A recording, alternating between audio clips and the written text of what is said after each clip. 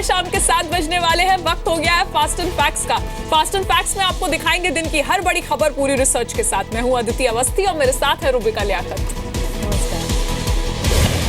Noida extension के नामी DPS world school में 8 साल की बच्ची गजल की मौत के बाद स्कूल प्रशासन पर नोएडा पुलिस ने लापरवाही का मामला दर्ज करवा लिया है। पुलिस का कहना है कि मामले की गहराई से जांच की जा रही है। उधर आज स्कूल के बाहर गजल के मम्मी पापा ने स्कूल मैनेजमेंट के खिलाफ विरोध प्रदर्शन किया।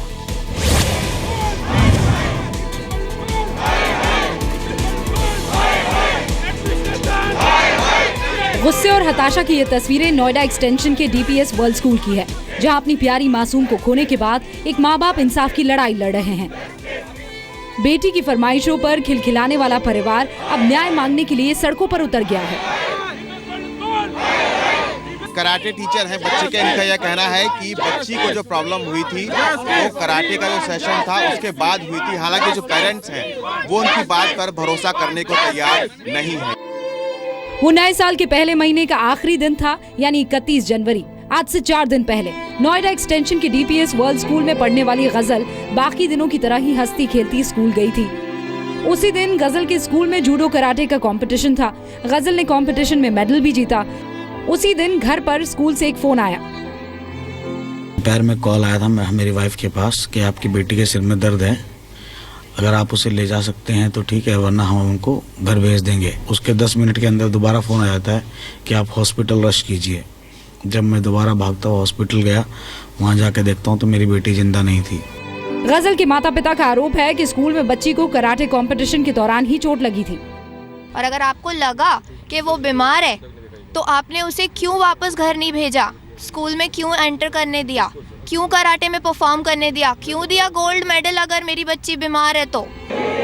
डीपीएस वर्ल्ड स्कूल की प्रिंसिपल के मुताबिक गजल को पहले भी सिर दर्द की शिकायत थी। गजल को कराटे सिखाने वाले ट्रेनर का कहना है कि स्कूल में बच्चों की कोई फाइट नहीं कराई गई थी।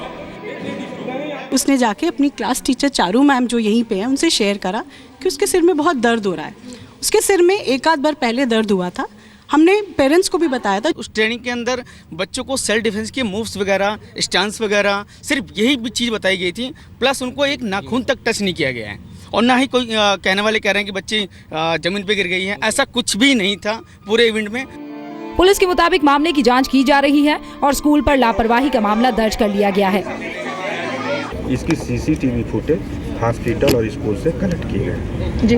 कलेक्ट करने के बाद अभी तत्काल एफआईआर पंजीकृत किया जा रहा है और इन्वेस्टिगेशन किया जा रहा है। गजल की मौत के बाद स्कूल प्रशासन पर सवाल उठ रहे हैं, क्योंकि अगर गजल की तबीयत खराब थी तो स्कूल ने कराटे कंपटीशन में क्यों शामिल किया?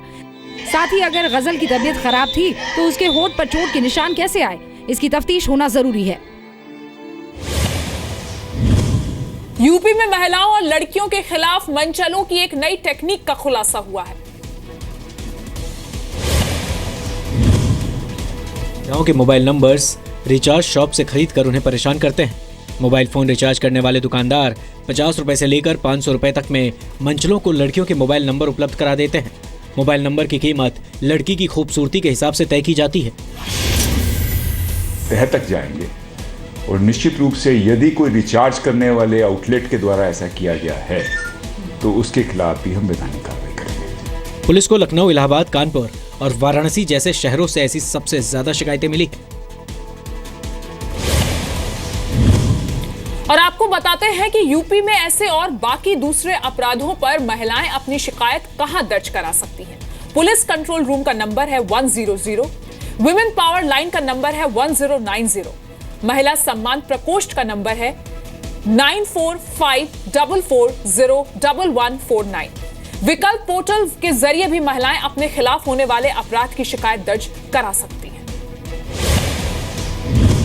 चेन्नई के समंदर में फैले तेल को साफ करने के लिए बड़े पैमाने पर काम चल रहा है। समंदर में तेल फैलने के बाद हालात बिगड़ते जा रहे हैं। जहाजों के टैंकर से निकला तेल मरीना और बसंत नगर बीच तक पहुंच गया है। एन्नौर से कई किलोमीटर दूर समुद्री तट पर मरे हुए कछुए और मछलियां तैरती हुई दिखाई दे रही हैं। सफाई का काम लगातार छठे दिन भी जारी है।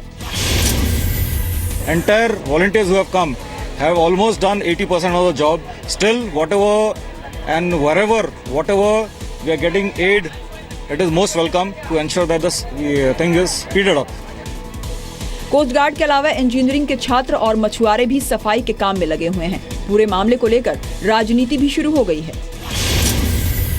There is a lack of coordination between state agencies and central agencies to manage the disaster. There is a lack of coordination between state government and central government also. I visited the area on 30th and they have started the cleaning works. Today or tomorrow they will complete the whole thing. सफाई में लगे 1000 से ज्यादा लोगों ने अब तक 20 ton से ज्यादा तेल निकाला है। तेल रिसाव के कारण पर्यावरण को भी गंभीर नुकसान पहुंचा है। एन्नौर पोर्ट पर 28 जनवरी को 2 मालवाहक जहाज आपस में टकरा गए थे। जहाजों की टक्कर के बाद बड़ी मात्रा में तेल समंदर में फैल गया था। तेल की वजह से समंदर किनारे पड़ी चट्टानें भी काली हो चुकी हैं। चेन्नई के एन्नौर, मरीना और एलियट्स बीच तक तेल सफाई का काम वार्ड लेवल पर किया जा रहा है। चुनाव को लेकर यूपी में सियासी सरगर्मी तेज हो गई है। अखिलेश यादव और राहुल गांधी ने आगरा में रोड शो किया। ये रोड शो दयालबाग से शुरू हुआ, भगवान टॉकीज से होते हुए बिजली घर चौराहे तक पहुंचा। आगरा में चुनावी रैली को संबोधित करते हुए अखिलेश यादव ने जीत का दावा किया और कहा कि अच्छे दिन के नाम पर लोगों को लाइन में खड़ा कर दिया गया। कोई एक काम बताओ जो तुमने किया हो गरीबों के लिए। और क्या किया? 500,000 रुपए बंद कर दिए, लोगों को लाइन में लगा दिया। बीजेपी अध्यक्ष अमित शाह ने मेरठ में अपना पैदल मार्च कैंसिल कर दिया। शाह ने अखिलेश सरकार को आड़े हाथों लेते हुए कानून व्यवस्था का मुद्दा उठाया। बीजेपी अध्यक्ष ने कहा कि पिछले 15 साल में एसपी और बीएसपी ने कोई काम नहीं किया। उत्तर प्रदेश का विकास न सपा कर सकती है न बसपा कर सकती है, श्री नरेंद्र मोदी के नेतृत्व में भारतीय जनता पार्टी कर सकती है। मुजफ्फरनगर में बसपा अध्यक्ष मायावती के निशाने पर अखिलेश और केंद्र की मोदी सरकार रही।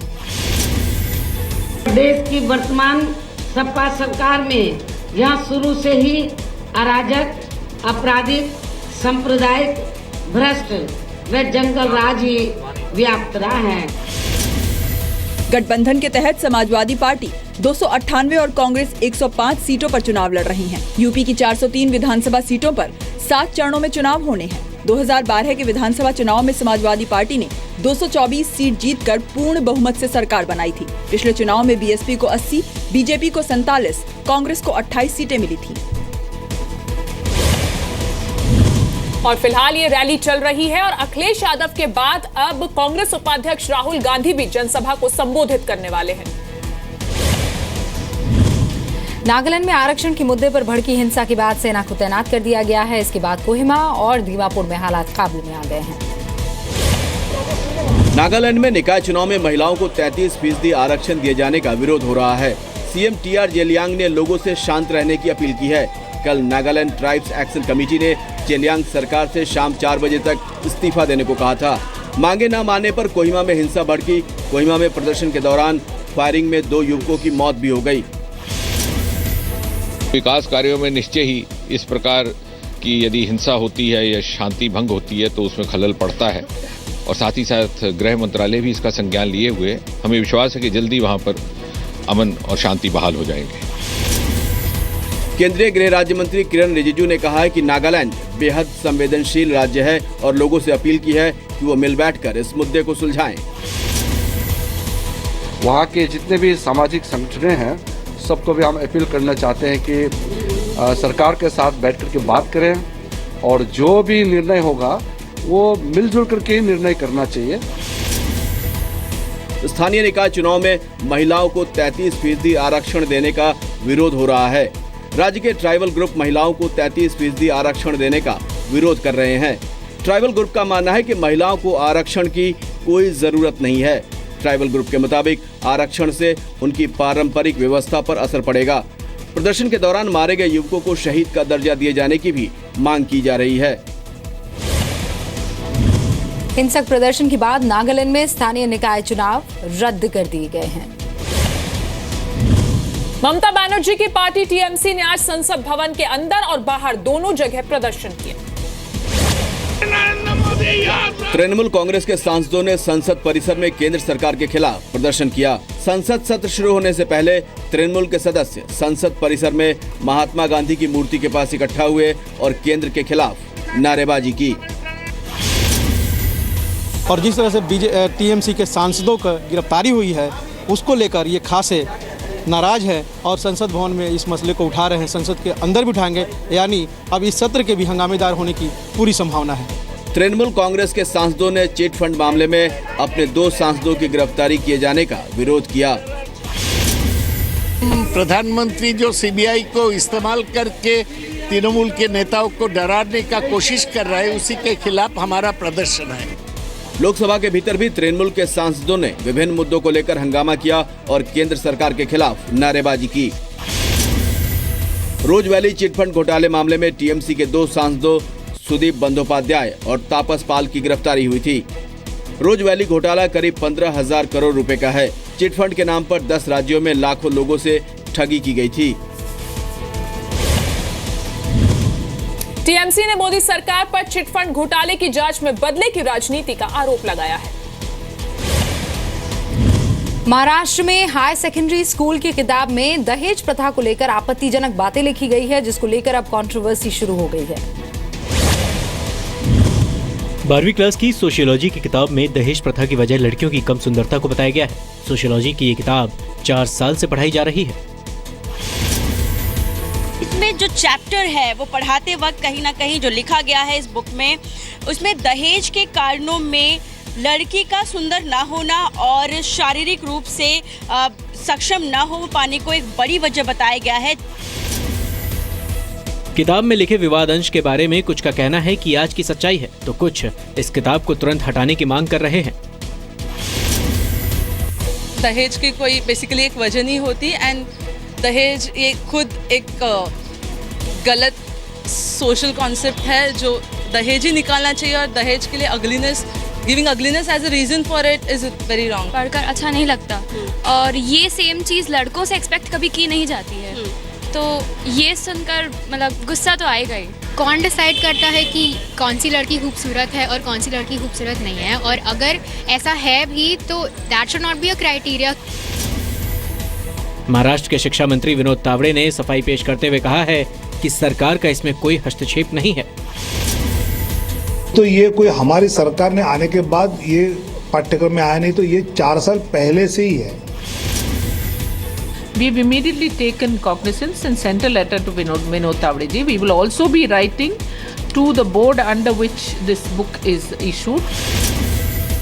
किताब के एक chapter major social problems in India में लिखा गया है कि कम सुंदरता और दिव्यांग लड़कियों के लिए दूल्हा ढूंढने में माता पिता को परेशानी होती है, जिसकी वजह से शादी के लिए लड़के वाले ज्यादा दहेज मांगते हैं। मजबूरी में माता पिता को भी रिश्वत के तौर पर दहेज देना पड़ता है। किताब में यह भी लिखा गया है कि समाज के बीच अपनी इमेज बनाने, जाति और धर्म के आधार पर भी लोग दहेज मांगने के लिए मजबूर होते हैं। लोगों का कहना है कि बुक का विरोध करने से हल नहीं होगा, जरूरत है दहेज प्रथा को समाज से खत्म किए जाने की। एयरसेल मैक्सिस मामले में मारन बंधुओं को सुप्रीम कोर्ट से राहत मिल गई है। सुप्रीम कोर्ट ने एयरसेल मैक्सिस केस में आरोपों से बरी किए जाने के सीबीआई के स्पेशल कोर्ट के फैसले पर रोक लगाने से इनकार कर दिया है। कोर्ट ने स्पेशल पब्लिक प्रोसिक्यूटर आनंद ग्रोवर की पेशी पर भी एतराज जताया। सुप्रीम कोर्ट ने कहा, ईडी और सीबीआई की तरफ से कोई नहीं आया तो स्पेशल पब्लिक प्रोसिक्यूटर क्यों आए। सुप्रीम कोर्ट ने कहा कि स्पेशल पब्लिक प्रोसिक्यूटर की नियुक्ति सिर्फ निचली अदालत में ट्रायल तक के लिए हुई थी। आनंद ग्रोवर सुप्रीम कोर्ट में मारन के खिलाफ पेश हुए थे।